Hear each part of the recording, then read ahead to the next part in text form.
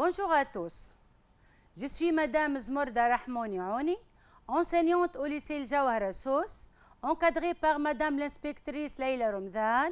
J'ai le plaisir de vous rencontrer pour présenter une leçon en économie. Nous allons nous intéresser aujourd'hui à l'importance quantitative du travail dans la croissance économique. Commençons d'abord par présenter notre sommaire. On est dans la partie 1 du programme qui est la croissance économique et ses facteurs. Cette partie comprend 2 chapitres. Le premier consiste à la croissance économique. Le deuxième correspond aux facteurs de la croissance économique.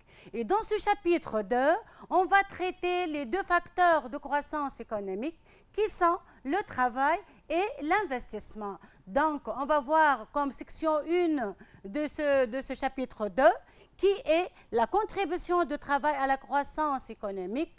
Là, on va voir comme grand 1 l'importance quantitative du travail dans la croissance économique.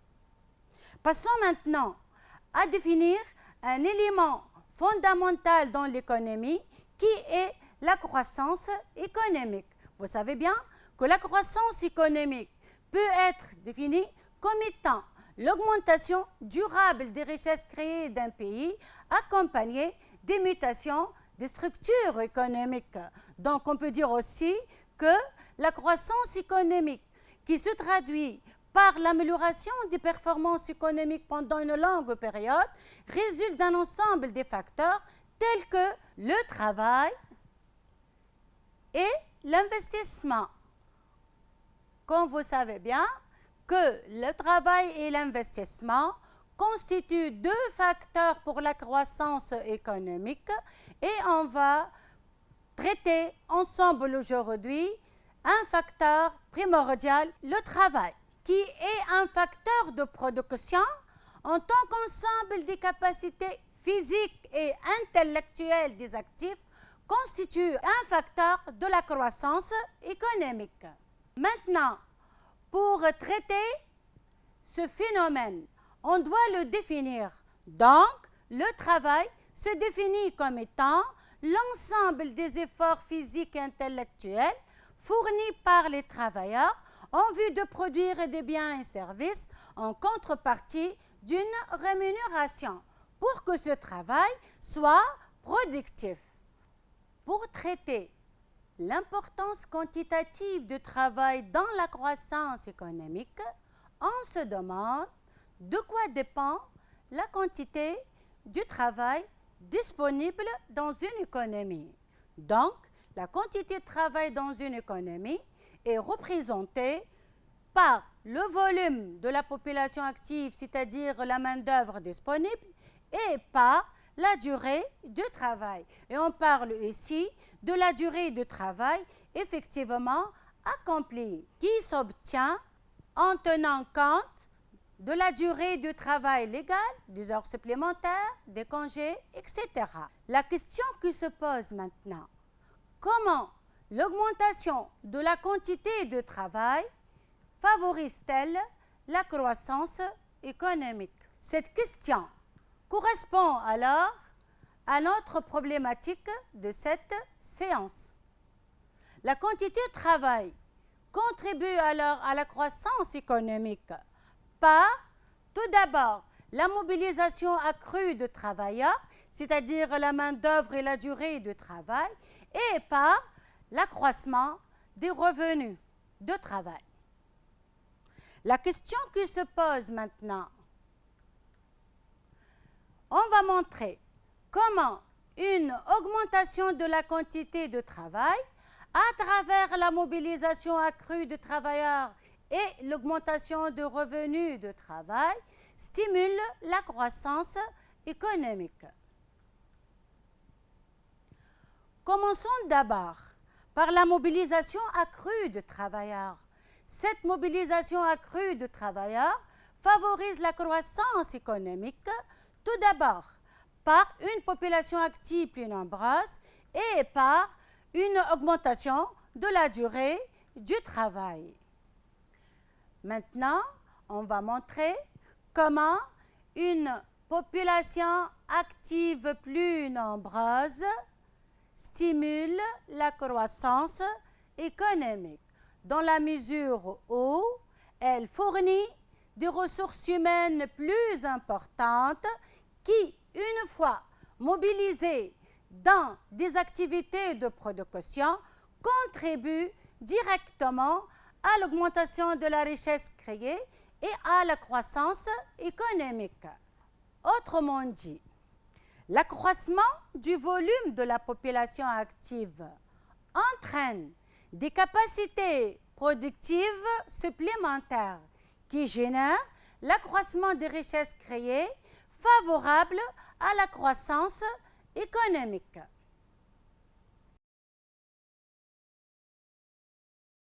Maintenant, on va expliquer le bilan adressé à la population active plus nombreuse qui stimule la croissance économique. Voilà, comme on a vu, une population active plus nombreuse fournit des ressources humaines qui, une fois mobilisées dans des activités de production, contribuent directement à l'augmentation des richesses créées. Passons maintenant au deuxième volet de la mobilisation accrue des travailleurs, qui est l'augmentation de la durée du travail. Donc, l'augmentation de la durée du travail traduit une augmentation du nombre d'heures travaillées par tête, c'est-à-dire que l'ouvrier va effectuer plus d'heures de travail, suite par exemple à des heures supplémentaires.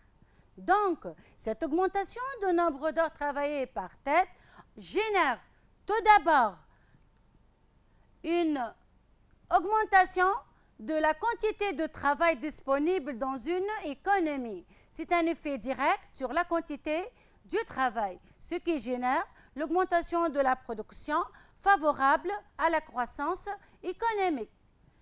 De même, l'augmentation de la durée de travail qui traduit par l'augmentation du nombre d'heures travaillées par tête entraîne un allègement du coût pour les entreprises suite à une meilleure répartition des charges sociales sur un plus grand nombre d'heures travaillées. Dans ce cas, le coût horaire diminue, c'est-à-dire les prix vont aussi diminuer, ce qui renforce la compétitivité prix des entreprises, permettant tout d'abord l'augmentation de la demande.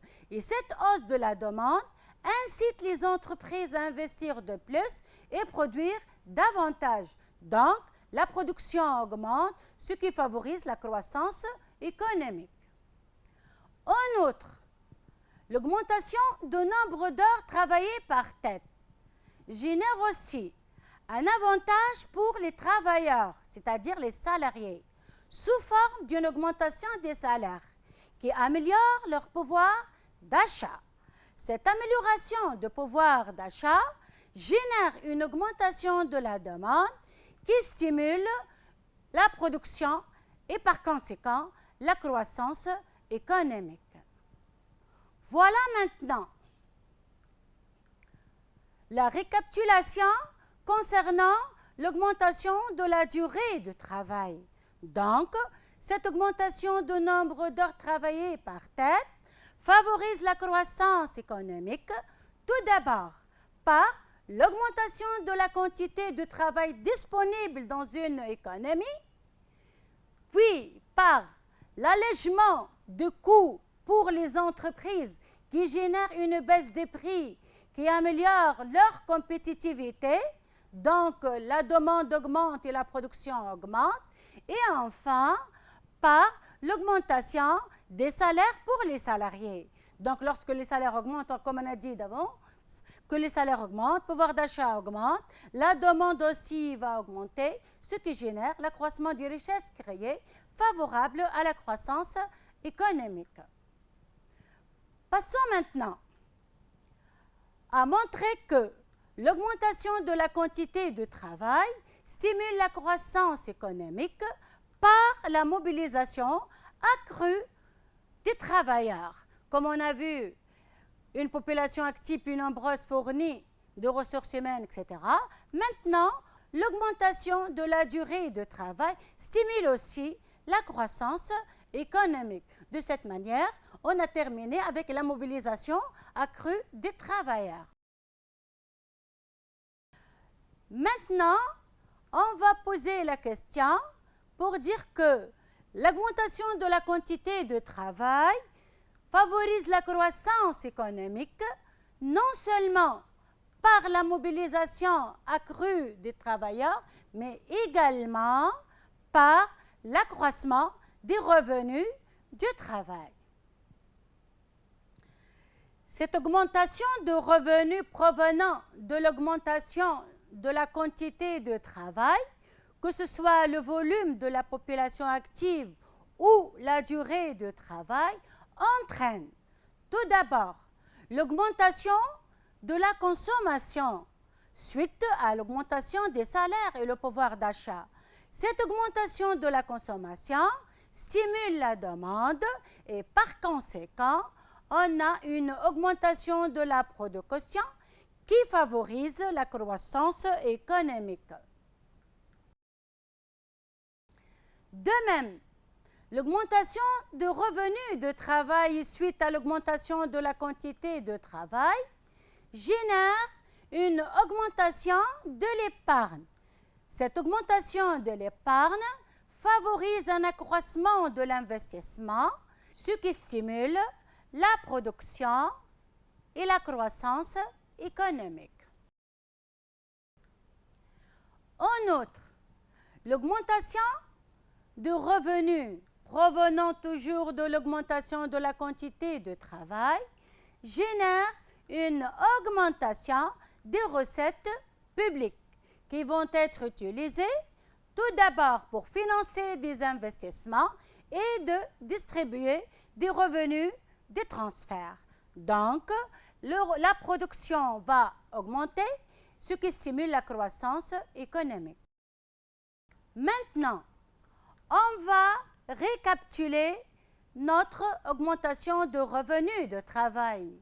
Donc, cette augmentation de revenus de travail, et n'oubliez pas que cette augmentation de revenus de travail provient toujours de l'augmentation de la quantité de travail. N'oubliez pas toujours l'augmentation de la quantité de travail qui est l'augmentation de la population active et l'augmentation des heures de travail. Donc, cette augmentation de revenus de travail génère une hausse de la consommation, plus de l'épargne, plus de recettes publiques. Donc, cette augmentation de la consommation stimule la demande, l'épargne et le financement des investissements, ainsi les recettes publiques sont utilisées pour, comme on a dit, pour le financement des investissements publics et la distribution des revenus de transfert, ce qui génère enfin la croissance économique. Voilà alors notre bilan adressé à l'augmentation de la quantité de travail à travers la mobilisation accrue des travailleurs et l'augmentation de revenus de travail stimule la croissance économique. On a vu déjà les deux principales idées concernant la mobilisation accrue de travailleurs et voilà aussi l'idée principale concernant l'augmentation de revenus. Donc voilà notre tableau qui récapitule toutes les idées. Donc on a dit que l'augmentation de la quantité de travail stimule la croissance économique par tout d'abord la mobilisation accrue de travailleurs et ce par une population active plus nombreuse qui génère des capacités productives supplémentaires, une augmentation de la durée de travail qui entraîne une augmentation de la quantité de travail et baisse du coût des entreprises et augmentation des salaires pour les salariés. De plus, une augmentation de revenus de travail qui entraîne la hausse de la consommation, l'augmentation de l'épargne et la hausse des recettes publiques, ce qui génère finalement la croissance économique. Voilà, chers élèves, on peut retenir alors que l'augmentation de la quantité de travail à travers la mobilisation accrue des travailleurs et les revenus de travail stimulent la croissance économique. Pour la mobilisation accrue, voilà les deux idées. On a vu qu'une population active plus nombreuse stimule la croissance. La même chose que l'augmentation de la durée de travail, ce qui favorise alors un accroissement des richesses créées et une croissance économique. Merci, chers élèves, pour votre attention et bon courage.